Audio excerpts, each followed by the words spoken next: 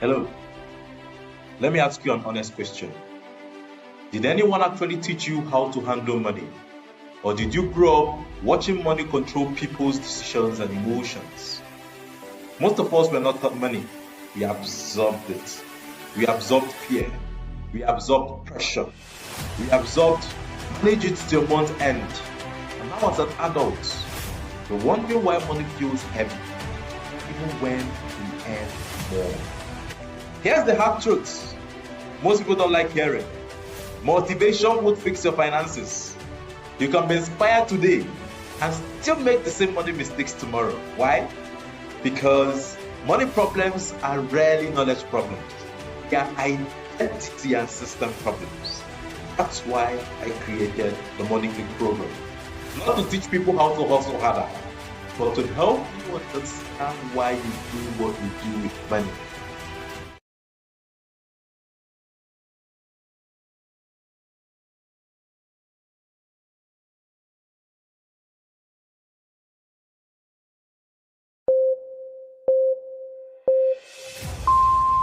So have you ever wondered why you keep making the same money mistakes, even after reading books, attending seminars, and learning about budgeting and so much more? Maybe you've promised yourself countless times that, oh, this month I'll save, this year I'll invest, this time I'll be more disciplined. Yet somehow you end up repeating the same cycle. What if your problem isn't lack of financial knowledge? What if it's unresolved financial trauma? Financial trauma occurs when painful money experiences create emotional wounds that continue to influence your financial decisions even years later. Perhaps you grew up in a home where there was never enough. Perhaps your parents constantly fought over money. Perhaps you watched the family business collapse. Perhaps you experienced sudden poverty after a period of comfort. That event may have ended, but the emotional impact remained. And today, those experiences may be silently shaping how you earn, how you spend, how you invest, and even discuss money. So many people are trying to solve emotional problems with financial strategies. That's like trying to treat a broken bone with perfume. Until you heal the wound, the symptoms will keep returning. And that is why I created the Healing from Financial Trauma course. Not to teach more budgeting, not to teach more investing, but to help people understand the hidden emotional forces driving their money decisions. Because when healing begins, financial transformation becomes sustainable. If this resonates with you, send us a message. Let's talk about how you can join the Healing from Financial Trauma course. You can just comment healing in the comments. I'll reach out to you with the details. My name is Chukwemeko Yelizi and I'm the founder of the Viral Academy. Bye-bye.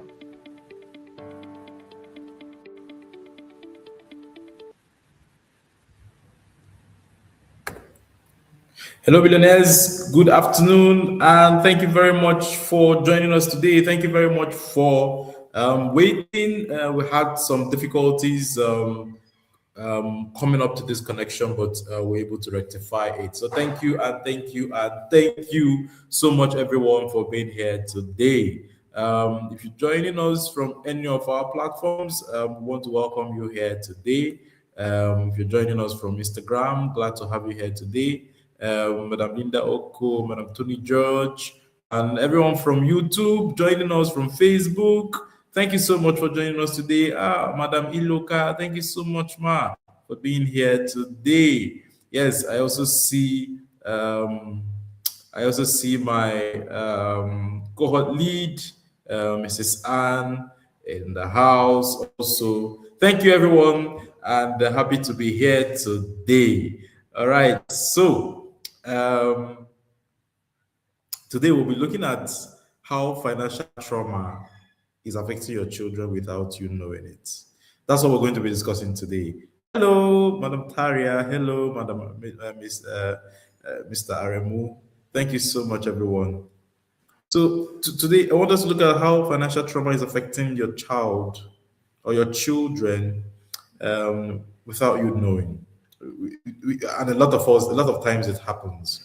You know, one of the biggest misconceptions about financial trauma is that, oh, as long as my children don't go through what I went through, they'll be fine. It's not true, right? Unfortunately, it doesn't work that way.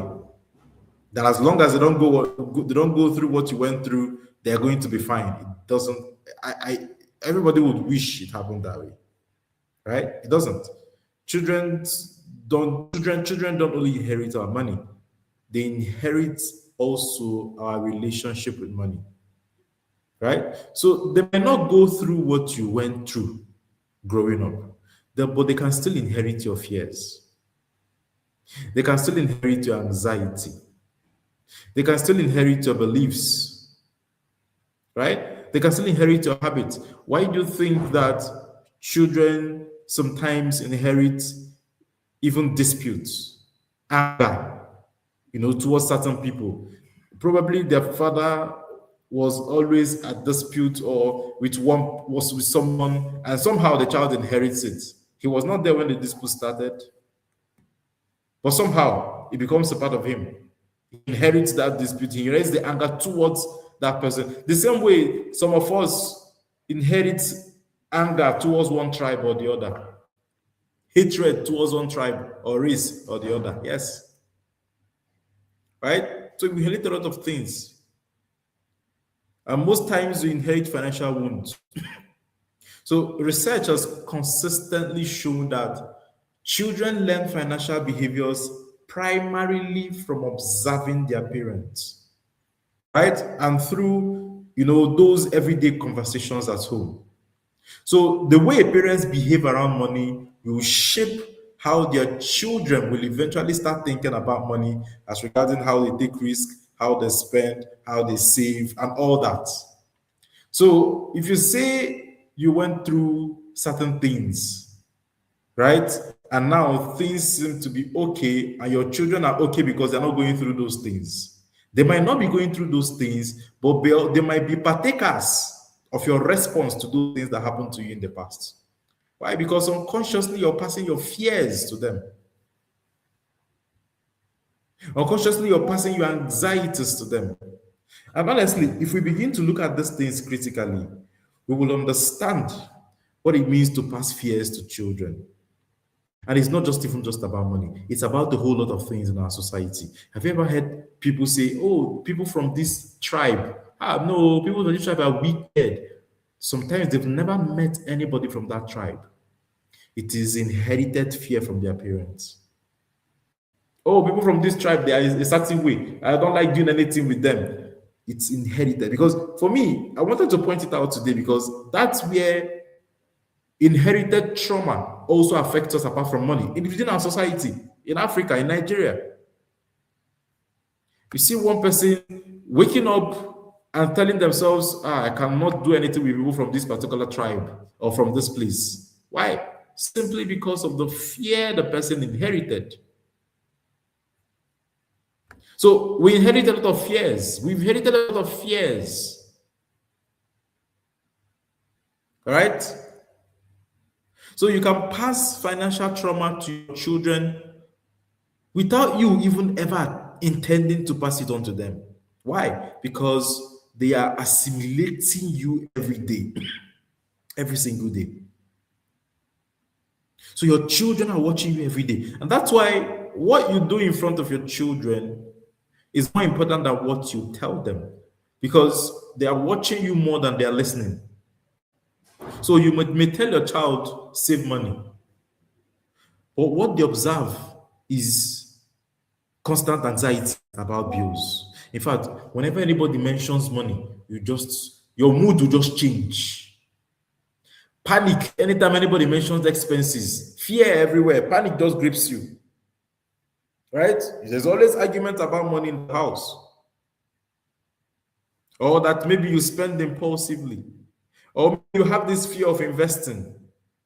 Or you have one unhealthy attachment to status that makes you spend the way you're not supposed to spend.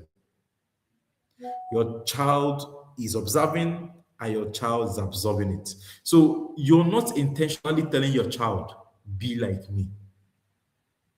You're the way you are, but you're telling your child, don't be like this, so make sure you save. This not saving thing has done a lot of things to me. Make sure you're not like me, make sure you save. Unfortunately, that would not work. That would be counterproductive because they are watching you and unconsciously they are becoming like you who would not save more than that person that you're telling them to become. What shapes them more is what they see. It's what they see. So if you fear money, if you have this fear around money, then you'll consciously learn that, oh, money is dangerous. Right? If anytime money topic comes up in the house and everywhere just scatters, then children are learning and they have seen that money creates problems. I had a session with some children at BLA. I think that was, yes, that was last week. And because I went to teach them at BLA about money and money management. So I asked them a question, and there were teens. That was a teen class. I asked the teens a question: is there anybody here who thinks that money is not important? And one boy raised his hand and he said he thinks that money is not important because money is a cause of constant problems. He said family problems, wars in the world, so many things. Even though I had to explain to him that it is not money that is causing these things, and money is neutral, right? Money cannot cause wars. But then something informed this child to think this way about money. So it's very possible that he's only seeing his parents quarrel about money. It's very possible that he has come to see money and he has come to interpret money as something that creates problems. And probably it started from his family. So money is creating problems. Anytime money comes up in the house, it's problem. Then he went to think more. Oh, it's probably that's also the reason why the world is at war. That's the reason why wars happen. So he started looking for excuses and things to relate it with. But it always starts from their immediate environment. All right? That's how we transfer trauma to children. If children are repeatedly seeing you chasing appearances, if they're repeatedly seeing you bothered more about what people say, about validation, right? Then they might grow up or they might come to absorb money as, or tell themselves that, my value comes from what I own. So if people must see me valuable, I must have an iPhone 17. I must have this, I must have that. So your own financial anxiety eventually becomes their financial anxiety. So when you're healing yourself from financial trauma, it is not just for your sake, it is also for the sake of your children. Right? A lot of people think that people believe that they are protecting their children by hiding financial problems. But children are sensitive. Even if you hide those financial problems you're having, they are sensitive. They can tell there's a problem somewhere. Because they will notice the tension in your voice. They will notice the arguments between you and your spouse. They will notice you looking stressed. They even come to ask you, what is the problem? Is it money? And before you know it, let's say there's something they're supposed to pay for, you say, no, don't worry. Because they're seeing you stressed, but it's doing something to them. The mood changes, they're noticing it. Right? So a child might not understand inflation or debt or unemployment, but they understand something is wrong. And that's all they need to know. That's all they need to interpret whatever interpretation that they want to have. Oh, thank you so much. Madam Nidalgo says, yes, that her son was in the class. Okay, that's interesting. So that's all that they interpret. Something is wrong.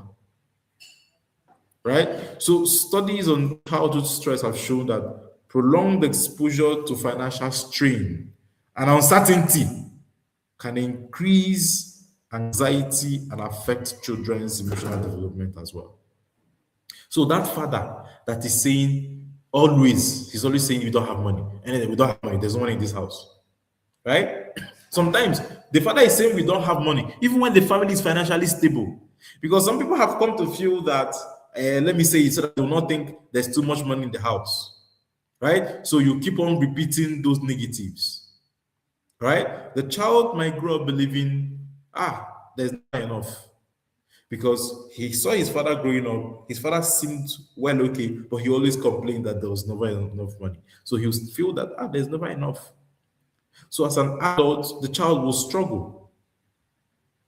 The child will struggle with a lot of things, money related. For some people, it might be that they came from poverty. And that's why I say that sometimes, if you're somebody who came from a rough background, from poverty, and eventually you were able to create wealth, it doesn't end there. Poverty, what poverty does to you is not just empty pockets. Poverty might have ended in your bank account, but the fear of poverty or the fear that poverty left in you may never end or might not have ended. It might still be somewhere down in you. So you might be passing it down to your children unconsciously, without you even knowing. Yes, children are really natural FBIs. They will always find out. So a lot of adults we grew up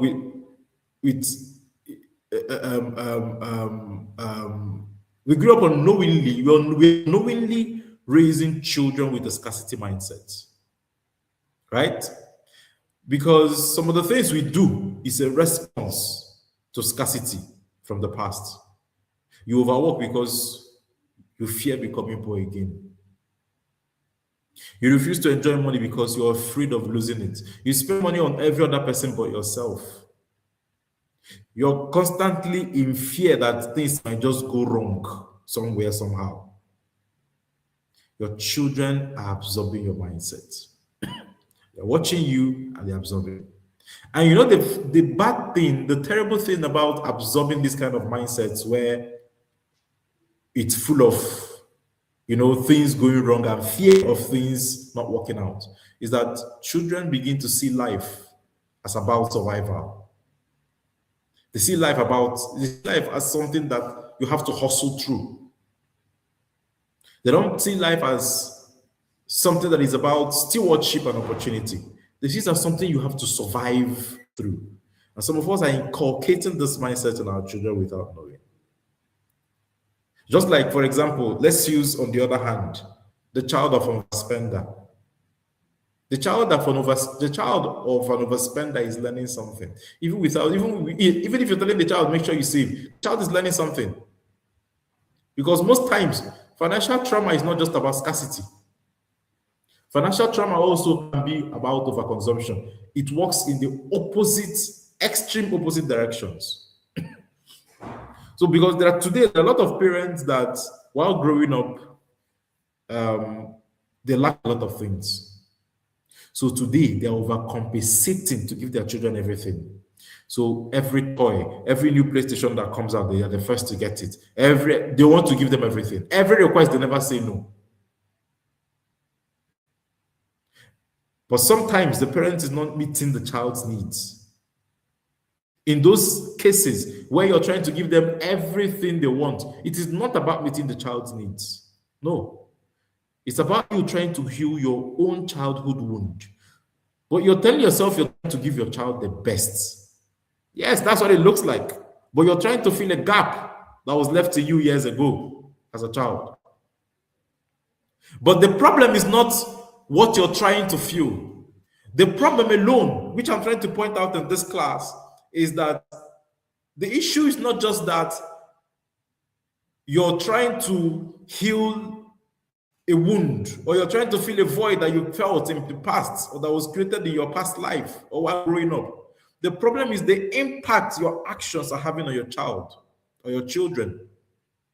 Because when you give them everything and anything, every request is met, you're trying to make them not to feel an inch of anything you felt while you were growing up because you want to overcompensate, you want to overprotect them, then you might leave a very strong message through your actions.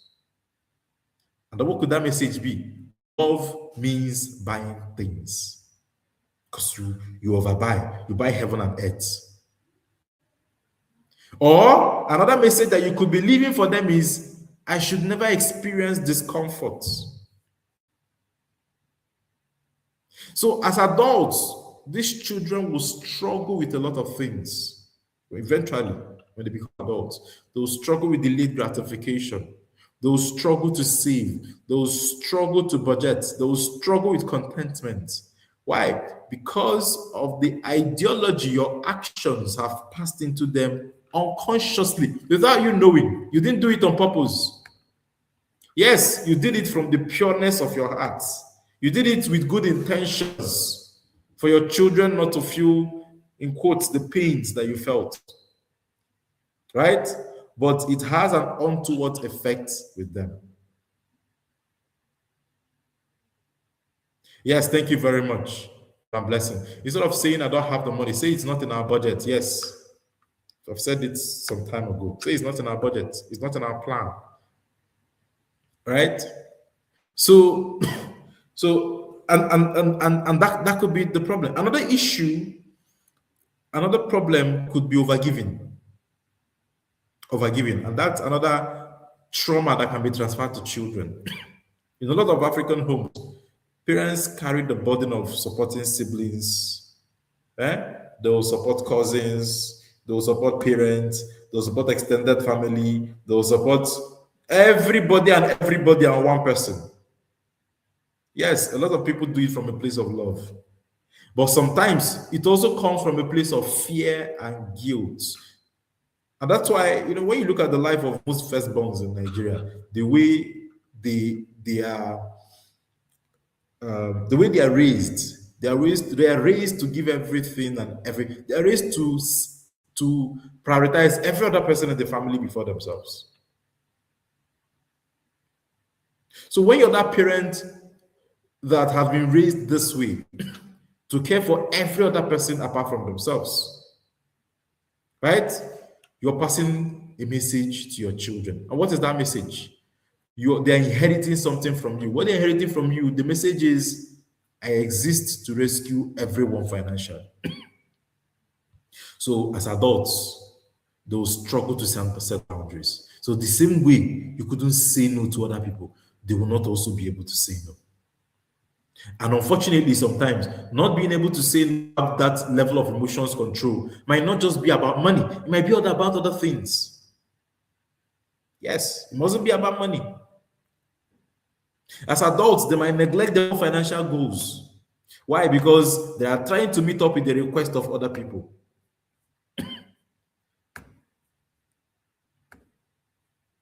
Yes. And most times when people come to me and they say, oh, I'm this type of person that I just spend on other people and all that. And that's why I talk about money blueprint.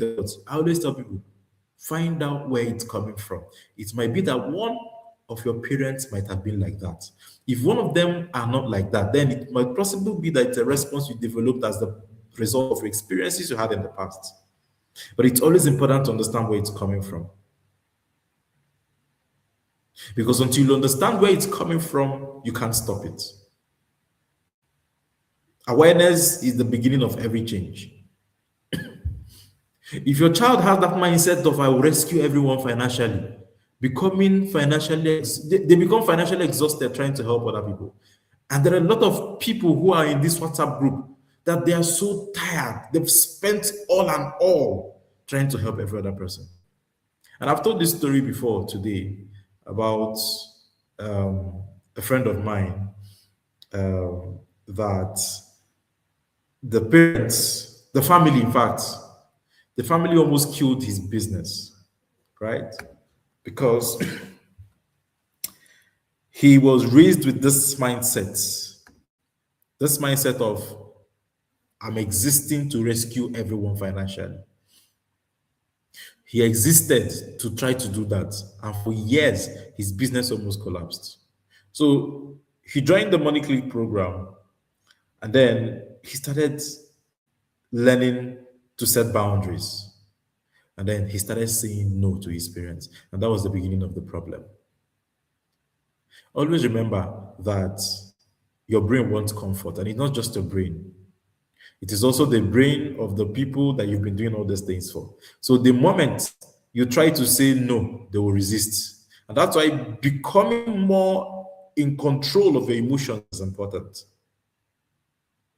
So at some point he said, you know what, these things are excessive. Every single week there's one request or another. He started to set boundaries. I didn't like it. But remember, if you're going to change anything about your finances, if you're going to stop being the rescue of everyone financially, those people you've been rescuing since are not going to like it, but you should be ready for it. Anyway, back to what we were talking about. So, there was a research that was conducted on communal financial obligations in Africa. That research shows that excessive and unstructured financial responsibility towards extended family can contribute to intergenerational financial stagnation. You cannot help your family if you don't save yourself. And that's the mistake. So, because of this mindset, you feel, oh, you're there to rescue everybody. As you're rescuing everybody, you're not growing. And eventually, you drown alongside them, and nobody makes headway. So, it's a very big contributor to intergenerational financial stagnation. Because everybody has come with that same mindset. That same mindset of once one person makes it, once one person is able to raise head above water, we will drag the person. Not knowing that the person might also drown with them in the process. What is another fear? What is another trauma that you can pass to your children unknowingly? Your fear of investing. But the unfortunate thing here is that your fear of investing can become their fear of building wealth. So maybe you lost money. Maybe someone in your family was scammed at some point. Or maybe you yourself, you were scammed, right? Maybe at some point in time, your family, your father lost everything. Your parents lost everything. So because of that, you avoid investing entirely. In fact, once they mention investment, you run. Once anybody said before they say invest, you're out of the room. Right? You're out of the room. And before I continue, I just saw a comment. I'm going to read the says as firstborn trauma. That she's a firstborn and actively looking for a buyer for the title of firstborn.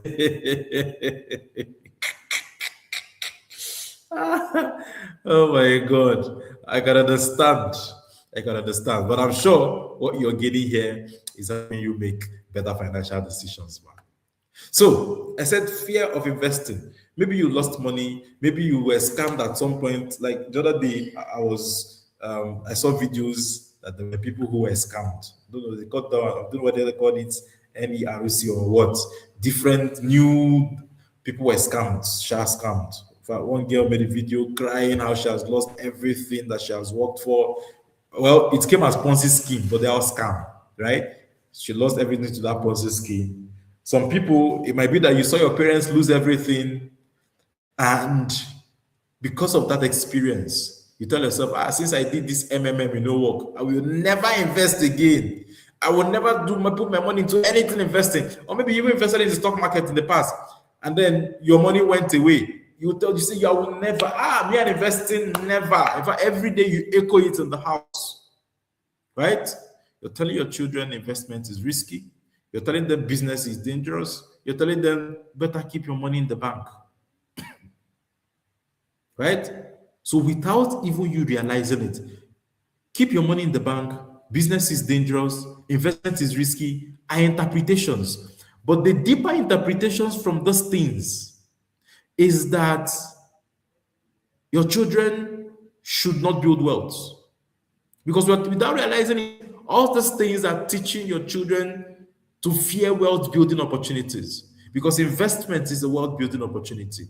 Business is a wealth building opportunity. Keeping your money in the bank is not a wealth building adventure. So your trauma becomes their financial limitation. Right? Another problem another way that children inherit our financial trauma is through financial secrecy. Financial secrecy. Financial secrecy creates financial anxiety. Some parents never discuss money, right? Some parents never talk about money. Some parents don't even want to hear their children mention money. So children hear things like, "Oh, that's adult business. Don't ask questions. Are you going to pay me back?" You understand? You understand when you grow up. They come and ask you that. Mommy or daddy, I heard you talking about maybe pension. What is pension? You say when you understand when you grow up. Don't worry. So as a result, they indeed grow up financially ignorant. They grow up afraid of money.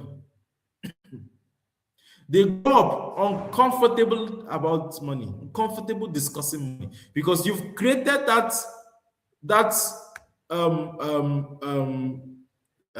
uncomfortability with discussing money with them early enough in their life. So they become adults and they're also not comfortable talking about money with anybody. With anybody. But I'm telling you, just says, my man did my mom something.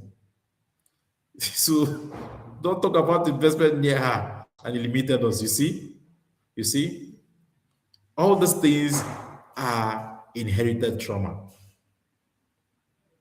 Inherited trauma. Right? Inherited trauma. It's because research also have shown that parent-child financial conversations are among the strongest predictors of healthy financial attitudes and behaviors in later life. So if you're avoiding financial conversation with your child, they ask you simple questions. You just got a new car. Mommy, like, how much does this car cost? Will you pay me back? Right? You are avoiding anything, money conversations with them. You are passing the wrong message without even knowing. And like I said, what we also pass to our children is not even just our own trauma. Sometimes we pass historical financial trauma. Children can inherit historical financial trauma, especially within African families. It's very common.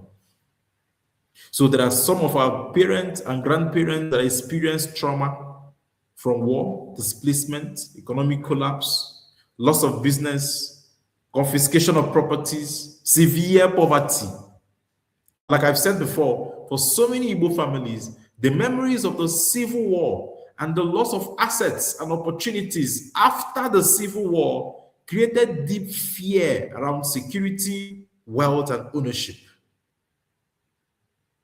So research on intergenerational effects of the Biafran War has found that trauma experienced by one generation can have measurable effects on the next generation's well-being. So sometimes they might come as just stories. Sometimes we inherit just stories, right? But in those stories, we inherit fears. We inherit survival instincts. We inherit beliefs like, oh, nothing lasts. Beliefs like, oh, they'll never build house anywhere that is not in your village, is not safe. Belief of never trust the system. Believe that once you make money, just go to your house and build. You can't just go to the village and build your house because money just disappears. That's the belief. And these beliefs shape financial behaviors for generations. But do you know what? They come as stories. So we need to find a way to tell them the stories and history without passing the trauma that comes with it. Yes, without passing the trauma that comes with it. I remember growing up when my parents used to tell us about the Nigerian Biafran War. We used to be scared when we heard some of their stories. The fear, the same fear they felt when they tell you their stories, you feel exactly the same fear. The anger they felt when they tell you their stories, you feel exactly the same anger. That's why 50-something years after the war, the anger of the war still remains in the people of this generation. Trauma is inherited. It's inherited. Now, let's look at signs that your financial trauma may be affecting your children. What are the signs? Right? One is that you worry excessively about money. Two is that you feel guilty asking for things. You know that people who never ask for anything, never, they feel guilty, right? This is a fear, this is a sign that your financial trauma might, this is from your children. Yeah, right? Signs that your financial trauma is affecting your children. Your children, when you see these things in your children, right? When your children worry excessively about money, then you know that your trauma might be affecting them. When your children feel guilty asking for things, then you know that your trauma might be affecting them. My father had a lot of trauma with money, right? In fact, when you mention money around my father, you spoiled his mood. And at some point, I remember I found it difficult asking him for anything when he had to give money, even exams. So I would rather go through someone else, go through my mom. I say, I have this exam, and then they'll pass the information. When you see these things in your children, know that your trauma is affecting them. When you see that your children are hoarding money or possessions, they are always hoarding certain things, your trauma might already be transferred into them. When your children are becoming obsessed with expensive things, when they fear taking risks, when your children believe that rich people are bad, when your children avoid talking about money, when they think money always creates problems, just like that child told me BLA over the weekend, that money always creates problems. That's why that's why he thinks money is not important. That every problem in this world has origin with money. So when you have a child who thinks that money creates problems, know that you are already bequeathing trauma as an inheritance. You don't pass them as inheritance. When your children now believes that they must rescue everybody financially, you know that yes, that one you don't push them. When they begin to see themselves as Jesus and Messiah for every other person's financial life, you know there's a problem. Right? When they feel their value depends on their own, that is also a sign. That's also is a sign. So the most dangerous inheritance that your children can ever get from you is an unhealed relationship with money. That's the most dangerous inheritance. And unfortunately, parents, or we don't even teach children, financial educators don't teach parents, they don't teach parents that inheritance is not just about money. They don't teach parents that inheritance is also about emotions, about relationship with money. So many parents focus on leaving houses, land, business, investments. Very important. But one of the greatest gifts you can give to your child is a healthy relationship with money. And it comes from you. And they get it from watching you. Because if you leave them wealth, you pass down fear, you pass down guilt, you pass down anxiety, you pass down scarcity. They will struggle to keep those things that you left behind. They will struggle to grow those things that you left behind. So how do we break the circle? How do we break the circle? Number one, heal your own relationship with money. That's the first point. You need to heal your own relationship with money. Right? So children inherit what we do not heal. So heal your own relationship with money. Ask yourself, if my children are to be a mirror of myself, am I okay with who they will become? Number two, talk about money openly. Right? Let it be age-appropriate financial conversations. Because age-appropriate financial conversations build confidence and reduce fear.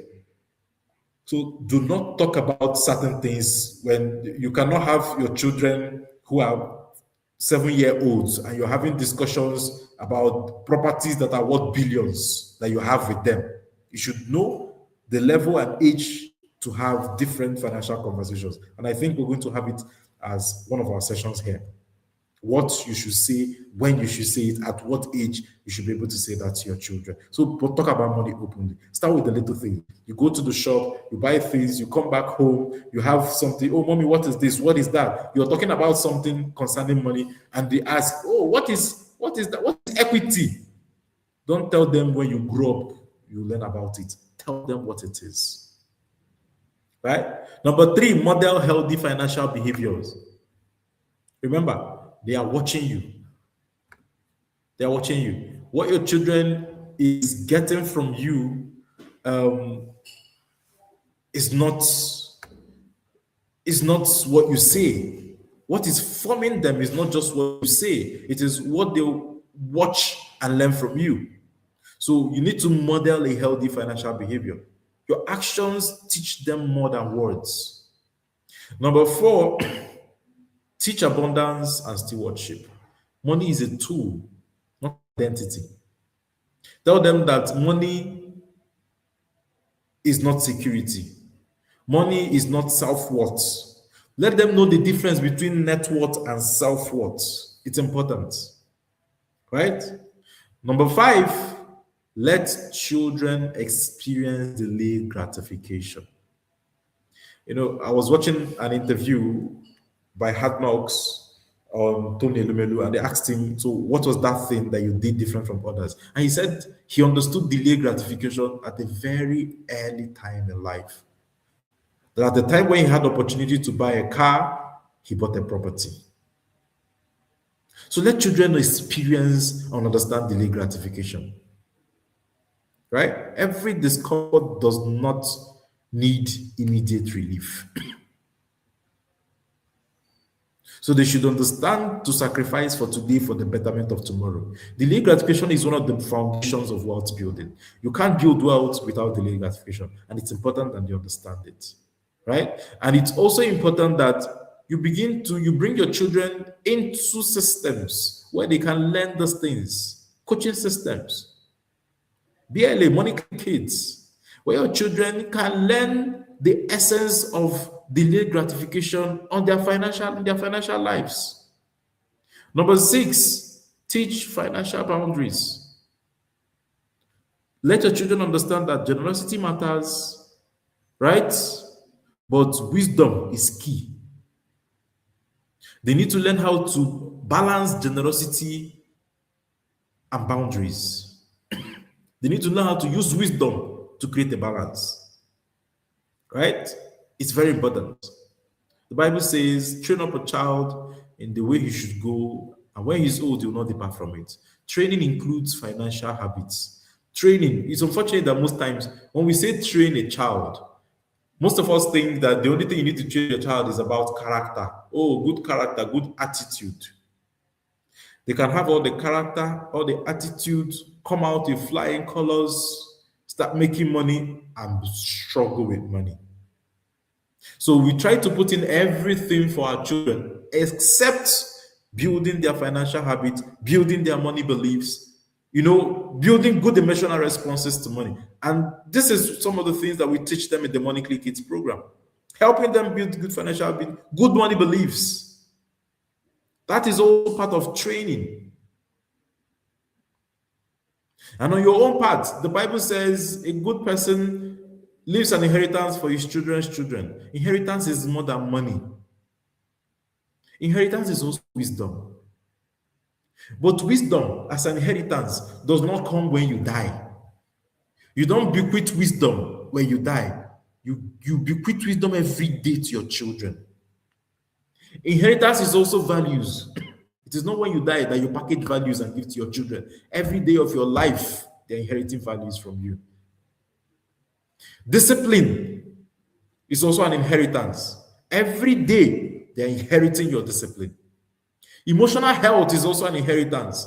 There's no time that, when you're no longer, you now write a will for them to get every day of your life is an inheritance for your child. Every day. right? So your children are learning about money every single day. Not from your lectures, mostly from your worries, your actions, your reactions, your spending, your fears, your conversations, your habits.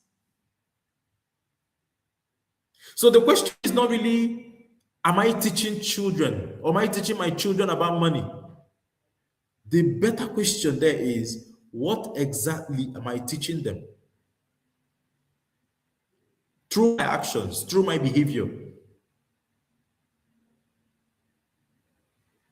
Because one day, why we talk about inheritance a lot, and that's why I wrote the book.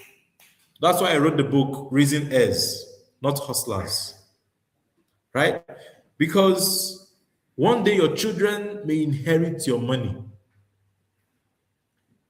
Your children may inherit your money, but long before your children will inherit your money or your assets or anything, long before that, they will inherit your relationship with money. And that's one aspect that everybody is just missing. Right? That's one aspect that everybody is missing. They will inherit your relationship with money. Long before the money comes to them, long before the assets come to them. Right? So, since they will inherit your relationship with money, it becomes an act of love on your part for you to heal your financial wounds. Why? So that you don't unintentionally pass it on to your children. So a lot of people are carrying money wounds that did not start with us. Yes. And if you don't heal them, we will unknowingly pass it down to our children. And that's why, that's why we're hosting the healing course, the healing from financial trauma course. Is to tell us, to teach us how we can start this journey or this process of healing ourselves, not just for our own sake, but also for the sake of our children. Right? Also for the sake of our children. So, but remember, long before they inherit that money is the last thing your children will inherit from you. And long before they will get that all through their lives, they will inherit everything emotional, everything character, value that is related to money. And if you want to understand better what we've been talking about, the book that I talked about, Raising Heirs, this is one book that you should read. Raising Heirs, Not Hustlers. Right? You should get this book. You should read this book. You'll get to understand better what inheritance is about. It's not just money. In case you've had that mindset or you do not have the knowledge that inheritance goes beyond just money and how it applies, this is it. You also want to understand how you can begin the process of inheritance now. Because part of the idea of this book is that inheritance is not an event. It's not an event. Inheritance is not something that happens when you die. Inheritance is an everyday thing. And one person that was able to show us what inheritance means and how to carry it out was Christ. Through his life, in his short time on earth, Christ showed us what it meant to bequeath inheritance. Right? And also, that's the idea that I used to write this book. So this is one book that everyone must read. Right? Raising Heirs, Not Hustlers. If you've not read the book, please grab yourself a copy. We're also going to be reading the book at the Money Click as well towards the end of the year. All right? Yes. So do well to register for the Healing from Financial Trauma course. It's very important that we are all there. It's very important that we are on the journey to healing our trauma. Healing your trauma is not a one-day thing. I just want to put it out there. It's not a one-day thing, but you must know how to go about it, and you must start early. All right? Start early. So heal yourself, get on the journey to heal yourself so that you do not unintentionally pass on those wounds to your children. Some of us, it was passed on to us from our parents, unfortunately. So we must intentionally ensure we don't pass it to our children, right? Yes, so thank you very much, everyone. This is where we come to the end of today's session. But before we go, we want to remind you that you should give your child opportunities, different opportunities to learn anything when it comes to money, right? We've been telling people for the longest time about the Money Click Kids program. The Money Click Kids program is a 1 year financial literacy program for children and teenagers, but you only get access to the Money Click Kids program at the beginning of the year, just like the Money Click program. But we also have the Smart Money Kids workshop. Excuse me. The Smart Money Kids workshop comes up every summer holiday, right? Especially for children who are unable to join us in the Money Click Kids program, right? It's also open for Money Click Kids program, children in the Money Click Kids program as well. So please give your children opportunities to learn about money, right? Because I'm saying this and I'm saying it with all seriousness. People are not taking financial literacy seriously. Why? Because they are expecting, especially for their children, because they are expecting that their children will start learning it when they start making money. By that time, it's already late. It's already late. I used to say before that making money is the easiest part of the money journey. But the children of today are even proving it wrong because that's what they want that they are getting that is even more difficult for them today. It's even to make money.